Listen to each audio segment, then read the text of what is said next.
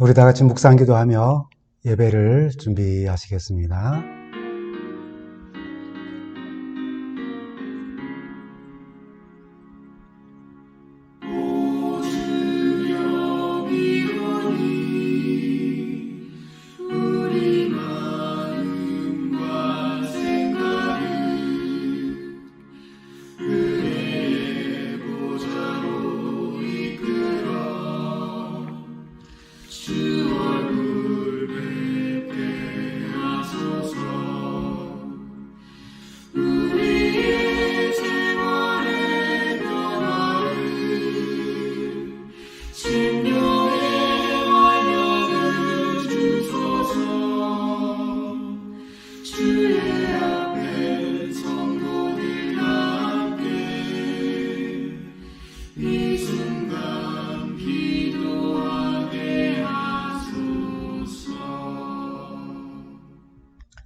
성도 여러분 안녕하셨습니까?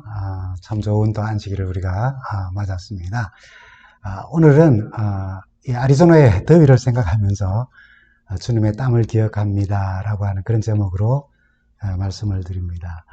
여러분 이 깃발이 여기 사시는 분들은 잘 아시지만은 이 깃발은 뜨거운 태양을 닮은 애리조나의 주기입니다. 깃발만 봐도 참 덥죠? 여름의 아리조나를 생각하면 아주 뜨거운 태양과 그리고 흘리는 땀입니다. 오죽하면 어떤 사람 보기 싫은 사람이 있으면 아리조나로 보내라고 여름에 그렇게 이야기하는 사람도 있겠습니까? 지금 7월보다는 조금 낫지만은 더운 여름을 우리가 지금 보내고 있습니다. 지난주 야영회를 다녀오면서 참 사람이 환경에 따라서 이렇게 쉽게 몸의 상태와 몸이 환경을 받아들이는 어떤 상태와 마음가짐이 이렇게 다를 수 있나 생각하게 되었습니다. 지난 한 10여 년 동안 저희는 유진 오레곤에서 POC 캠프를 참석하였지요. 여름이 가장 시원하고 좋은 오레곤주에서 아주 덥고 후덥지간 여름 그 POC로 이제 캠프를 오니 우선 날씨가 참 불편한 그 가운데 하나였습니다. 오레곤주에서는 여름 동안은 절대로 타수로 이렇게 휴가를 가지 않습니다. 휴가를 간다면은 비가 좀 있는 11월부터 이제 4월, 5월까지 그 사이에 다른 주로 휴가를 떠납니다. 그렇게 여름에 좋은 그런 지역에 살면서 경험한 여름 PUC는 그냥 무조건 이유 없이 엄청 더운 곳으로 인식되어 있었습니다. 원래 아리조나에서 이제 1년을 지내고 난 뒤에 유진에서 가지게 된 그 인식을 가지고 PUC로 향했습니다. 근데 POC 캠프에 도착해 보니까 너무 시원한 겁니다. 가져간 선풍기는 한 번도 틀지 않았습니다. 오히려 밤에는 춥기까지도 했습니다. 간혹 좀 덥다는 사람들을 만나면은 아니 이렇게 시원한데 라고 제가 말을 하면서 앞으로 이 POC 오기 전에 여기가 시원해지려면 애리조나에 좀 들려서 한 며칠 지냈다가 POC 캠프에 참석하면은 아마 시원하게 잘 보낼 수 있을 거라고 말하면서 이렇게 웃기도 했습니다. 이렇게 일주일을 보내고 다시 애리조나에 도착하니까 또 얼마나 더운지 제가 지난주 집사람에게 혹시 말복이라는 거 다 지났냐고 그렇게 물으니까 왜요? 라고 되물어요. 이렇게 더운데 말복 음식 한번 먹어야 되지 않겠냐고 했더니 집사람이 1년 12달 그 말복 날씨인데 무슨 말복 음식이 따로 있냐고 대답해서 같이 한바탕 웃었습니다. 참 덥습니다. 가만히 있어도 땀이 나는 그런 계절이죠. 여러분 땀과 건강 참 밀접한 관계가 있습니다. 적당히 땀을 흘리는 것은 우리 건강에 아주 좋은 현상입니다. 땀은 이제 땀샘에서 분비가 되어서 피부의 구멍을 통하여서 땀구멍을 통해서 흘러나오는 몸의 수분 또는 액체를 말합니다. 우리의 뇌는 몸에 열이 나면은 열을 내리도록 하는 어떤 냉각장치의 명령기관과 같아서 우리 몸이 37도 정도의 적정 체온을 지켜내기 위해 더 높은 체온, 그런 온도의 환경에서는, 그리고 격렬한 운동을 이렇게 하게 될 경우에는 땀을 배출하도록 이렇게 명령을 내리지요. 조금 전에 우리가 본, 그 화면을 통하여서 우리가 넉넉 잡아서 하루에 850에서 900ml, 1리터 조금 될 때는 땀을 배출합니다. 이 말은 우리가 1리터의 수분이 땀으로 배출되기 때문에 1리터 이상의 수분의 섭취가 필요하다는 말입니다. 여러분, 우리가 1불의 지출을 하려고 하면은 1불 이상의 수입을 가져야 합니다. 그거와 똑같은 이치예요. 매번 정기적으로 그렇게 약 900리터의 땀이 배출된다면은 그걸 보충하기 위해서는 또 그것이 잘 배출되도록 하기 위해서는 더 많은 수분을 우리가 섭취해야 한다는 그런 말이지요. 땀은 몸은 물론 마음의 상태까지도 알려주는 그래서 중요한 징후를 알려주는 그런 요소이기도 합니다. 여러분 무서울 때, 화가 날 때, 감정적 상태의 어떤 변화의 모습을 보여줄 때 우리는 흘리는 그 식은땀이라는 게 있습니다. 우리의 마음의 상태까지도 땀은 알려줍니다. 땀으로 우리의 감정을 알 수도 있다는 그런 말이죠. 땀이 많이 나면 좀 불편하기도 하지만은 땀은 아주 매우 특별한 것입니다. 고맙게도 우리의 노폐물을 밖으로 다 이렇게 분출하고 내보내는 그런 역할을 하지요. 성서에 땀 이야기가 나옵니다. 잘 아시는 창세기 3장 17절부터 19절에 있는 말씀입니다. 땀은 너로 말미암아 저주를 받고 너는 내 평생에 수고하여야 그 소산을 먹으리라. 땅이 내게 가시덤불과 엉겅퀴를 낼 것이라. 내가 흙으로 돌아갈 때까지 얼굴에 땀을 흘려야 먹을 것을 먹으리니 라고 그렇게 기록되어 있습니다. 이 말씀에서 저주, 평생토록 수고해야 또는 가시덤불과 엉겅퀴, 땀을 흘려야만 이라고 하는 이런 표현들 때문에 잘못하여서 아주 호되게 혼나는 그런 야단맞는 그런 벌받는 장면으로 우리는 이해하게 됩니다. 그러나 이 말씀은 이어지는 내용의 말씀, 즉 짐승을 잡아서 하나님의 영광의 옷을 잃어버린 그 수치를 가리도록 가죽옷을 지어 입히신 하나님, 그들의 그 부끄러운 수치, 곧 하나님께 불순종한 죄를 용서받고 가리도록 대신 그 죽은 짐승의 원형으로 오셔서 십자가를 지신 주님의 사랑의 그 사건, 십자가 사건과 연결해서 이 이야기를 이해해야 합니다. 당신의 형상으로 창조함을 받은 사람, 아담과 하와를 징계하시는 하나님 그 아버지의 목적은 벌 주고 야단치는 그런 것이 아니라 바로 세우고 하나님의 사람답게 살아가도록 하는 회복의 목적으로 아버지의 아픈 사랑이 묘사된 말이 바로 땅의 저주, 평생 수고, 가시덤불과 엉겅퀴, 땀을 흘려야 이런 말로 표현된 것입니다. 가장의 책임을 회피하고 변명에 급급했던 못난 아담을 책임감이 아주 강한 리더로서 가장의 자리를 회복시키고, 그러기 위해서 하나님께서 정해주신 처방과 같은 것입니다. 비록 땅이 인간의 죄 때문에 저주를 받아서 가시덤불과 엉겅퀴를 내게 되어서 가족을 먹여 살리는 일이 아주 어려워지고 힘겨워졌지만은 땀을 흘리는 그 수고를 통하여서 자신과 가족을 살리는 책임을 다하고 하나님의 말씀을 다시 상기하게 되는, 땀을 흘릴 때마다 이 땀이 왜 내가 흘려야 하는지 하나님의 말씀을 다시 한번 상기하게 되는, 기억하게 되는 하나의 축복의 말씀인 것입니다. 범죄한 아담에게 하나님께서 그 얼굴에 땀이 흘려야 먹고 산다는 삶의 방식을 정해주신 것입니다. 수고에 대한 대가를 정당하게 받아서 먹고 살 것에 대해서 하신 말씀이기도 하지만 더 중요한 것은 마치 후에 노아에게 무지개를 통하여 하나님의 약속과 은혜를 상기하게 하신 것처럼 아담은 그가 땀을 흘리며 그 흘리는 땀을 통하여서 하나님의 약속과 사랑을 기억하고 상기하게 되는 것이었죠. 땀을 흘리고 얻은 대가에 대한 아주 소중한 마음을 가지게 된 것입니다. 얼굴에 흐르는 땀, 어쩌면 인간의 가장 아름다운 모습 중에 하나가 땀 흘리는 모습 아닐까요? 물론 액체의 땀이 아닌 기술적인 노력, 그것도 땀으로 표현될 수 있습니다. 산업사회 현장에서 열심히 일하는 사람들 그 모습 또한 우리는 땀으로 묘사될 수 있을 것입니다. 땀 흘림이 없이 결과를 얻으려는 욕심이 인간을 더욱 타락하게 만들지 않나 한번 생각해 보게 됩니다. 근데 여러분, 우리의 현실은 어떤가요? 우리의 땀과 그 결과 한번 생각해 보십시오. 방금 읽은 말씀 중에 18절에 잘 나타나져 있습니다. 우리의 현실은 어떠한지. 땅이 내게 가시덤불과 엉겅퀴를 낼 것이라. 우리는 열심히 땀을 흘리며 일하지만은 땅은 혹은 우리의 산업 현장에서 일하는 것, 우리의 기술을 투자해서 하는 모든 그 노력들의 결과는 전혀 다르게 가시덤불과 엉겅퀴를 얻기도 한다는 것입니다.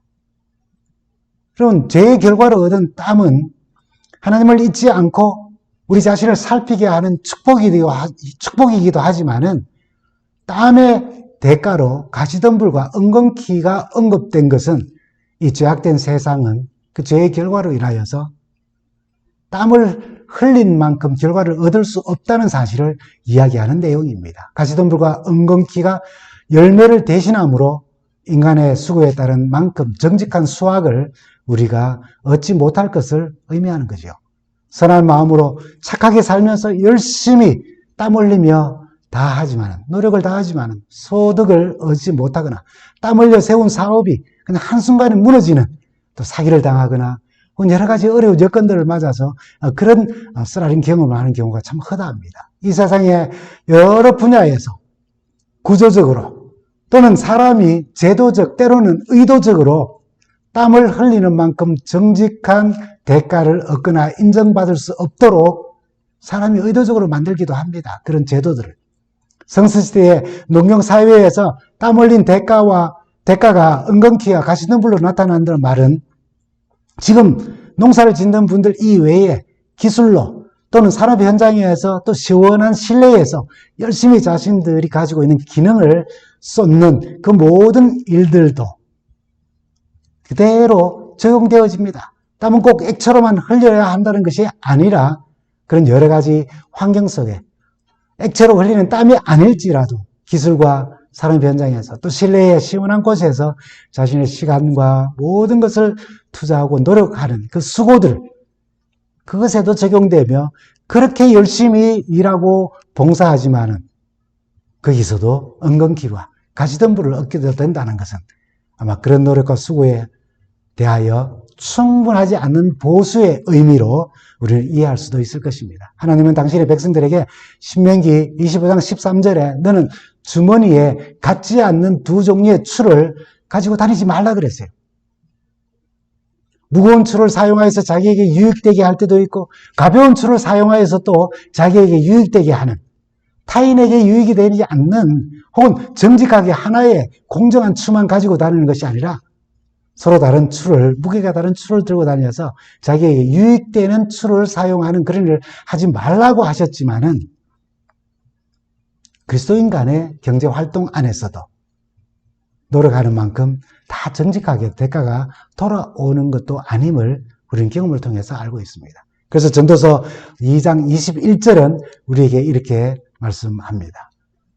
어떤 사람은 그 지혜와 지식과 재주를 다하여 수고하였어도 땀을 흘렸어도 그가 얻은 것을 수고하지 아니한 자에게 그의 몫으로 넘겨주리니 이것도 헛된 것이며 큰 악이다라고 그렇게 이야기를 합니다. 예, 인생이 죄악된 세상에서 살아가고 있는 죄인들의 삶이, 그 인간관계가, 그 모든 경제활동들과 연관되어져 있는 관계들이 불공평하며 허무하다는 것을 말하는 것입니다. 당장 내가 얻지 못하는 것도, 정당하게 얻지 못하는 것도 마음 아픈 일인데 나의 땀 흘린 수고가 다른 사람의 몫으로 돌아가기도 한다는 거예요.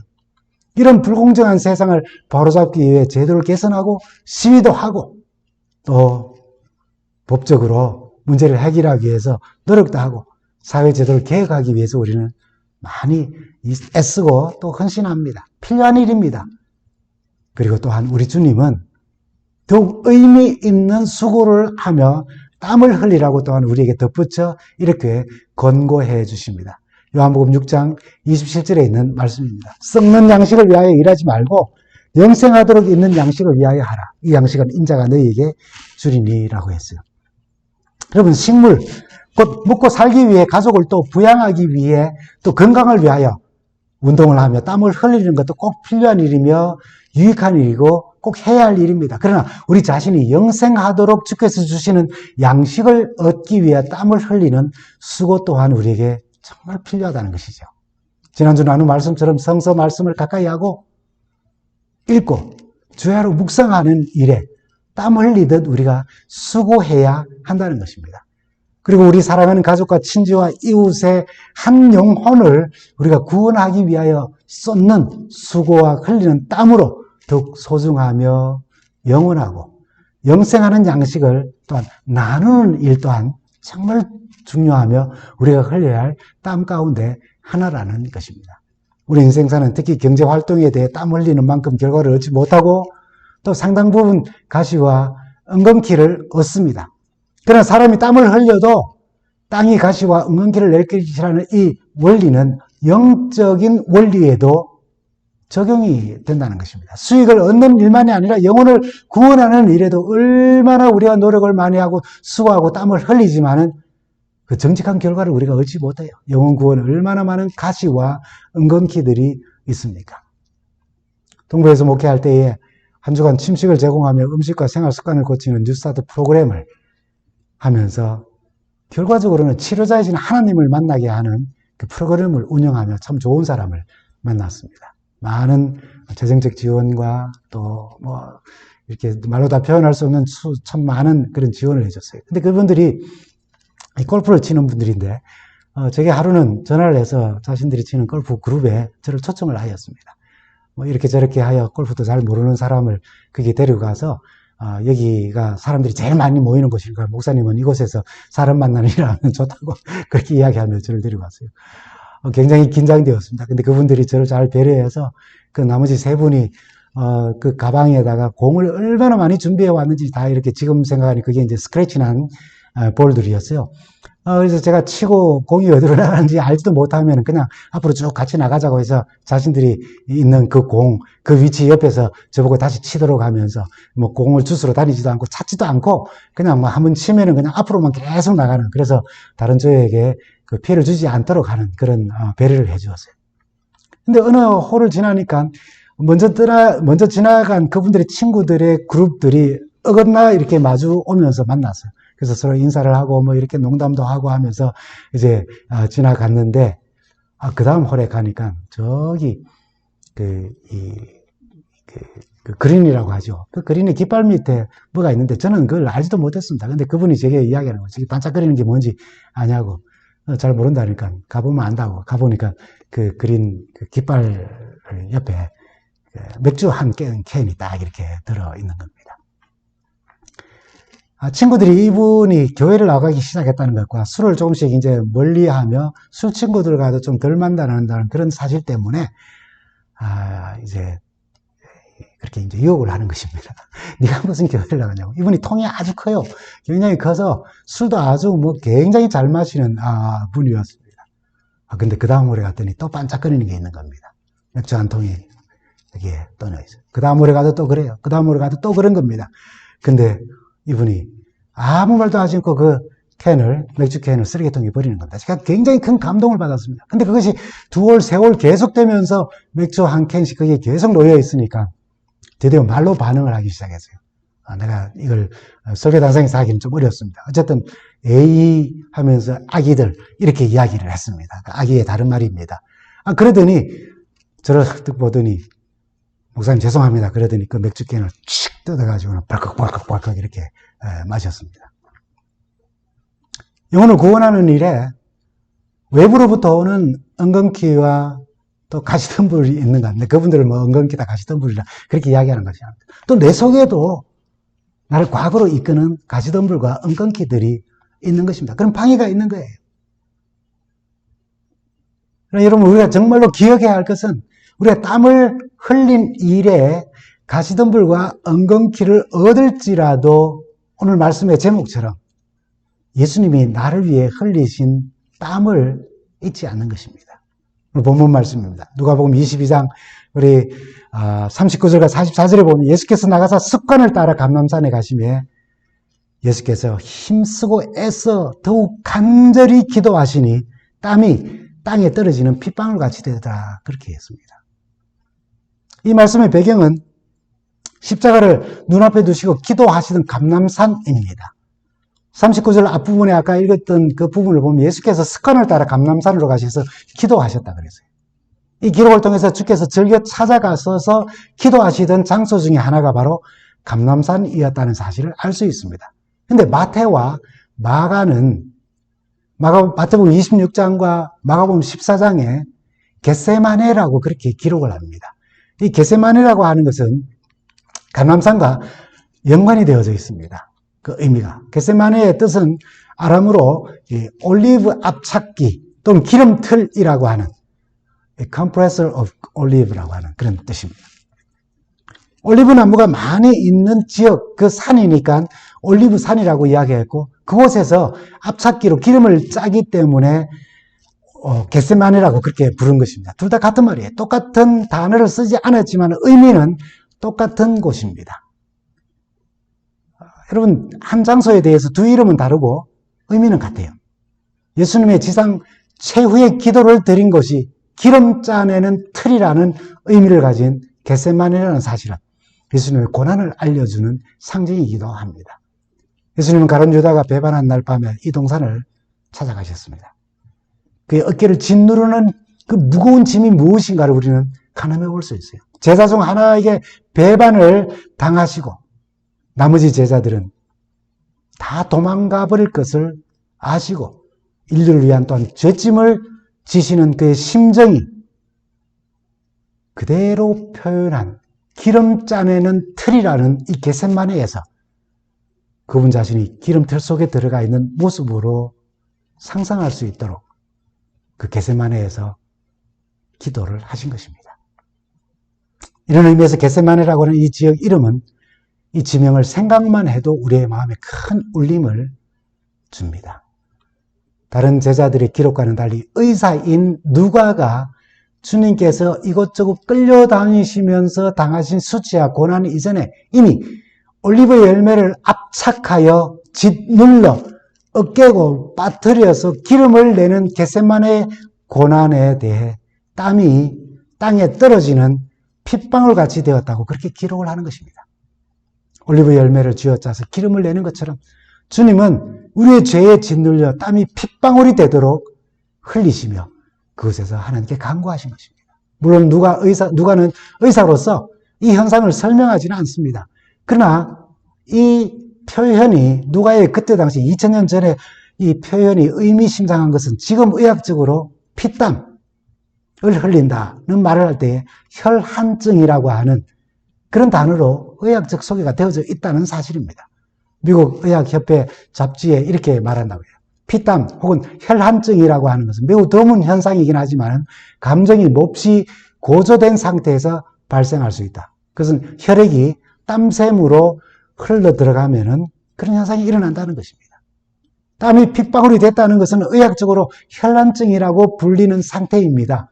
흔히 일어나는 일은 아니지만 정신적 스트레스를 아주 심하게 받게 되면은 일어나는 현상인데 심하게 고민하면 땀샘 곁에 있는 모세관이 파괴되고 그 결과로 땀샘으로 소량의 피가 흘러 들어가게 되고 그래서 땀을 흘릴 때 실제로 피가 섞여서 나올 수 있다는 겁니다. 저는 지금 주님이 흘리신 땀이 땅에 떨어지는 핏방울 같이라고 하는 이 의사인 누가의 표현을 의학적으로 설명하고 이해하자라고 하는 뜻이 아닙니다.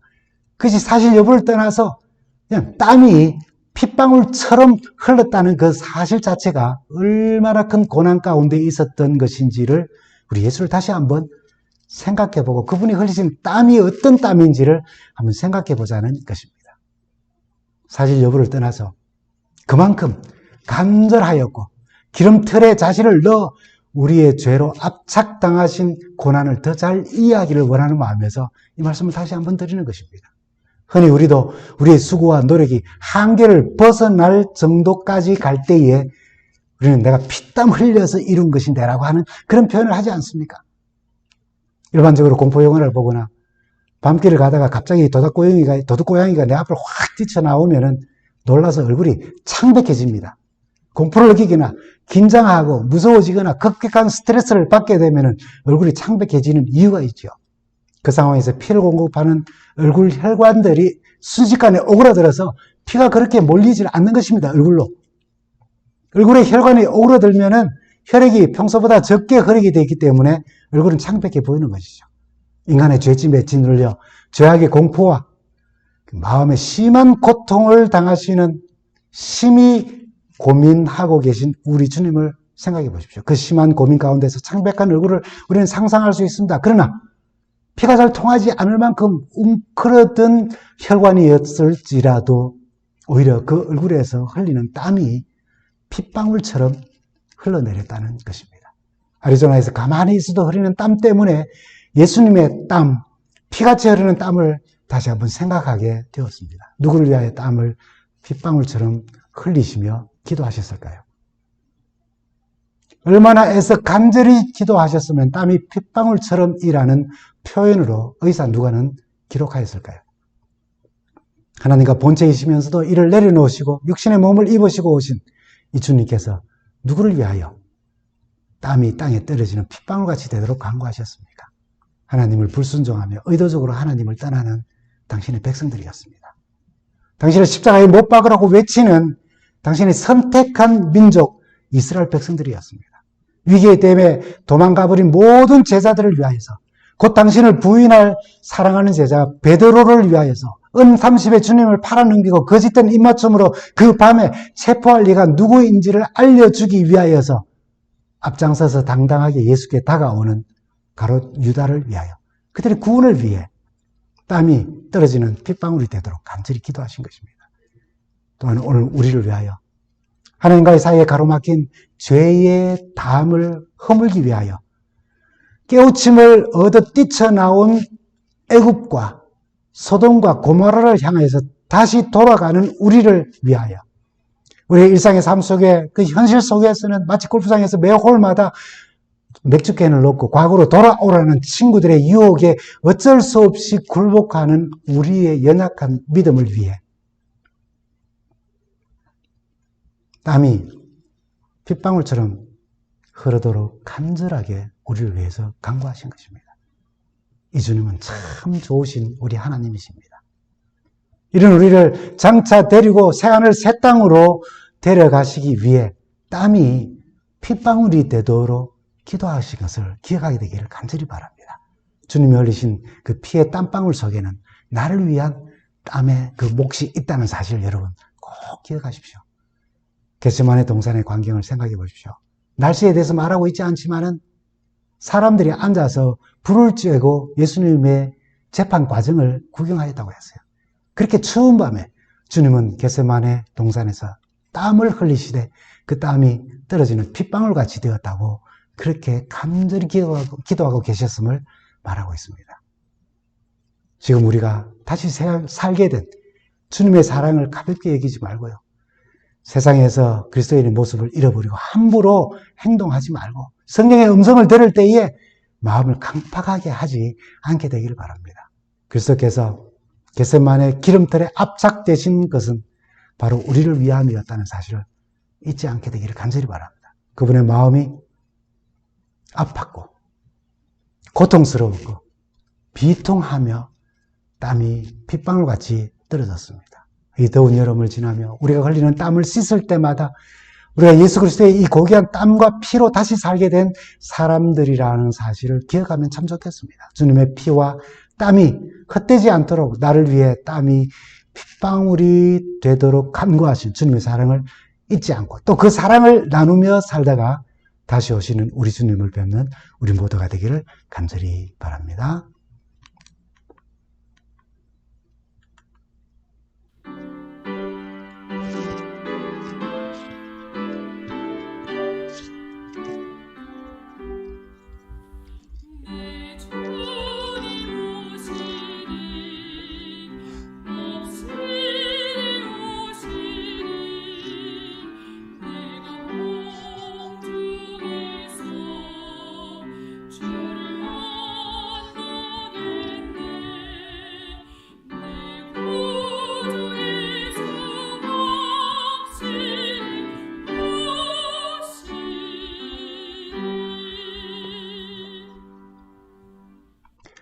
우리 주님과 동행하며 행복하고 또 즐거운 한 주간 되시기 바랍니다. 감사합니다.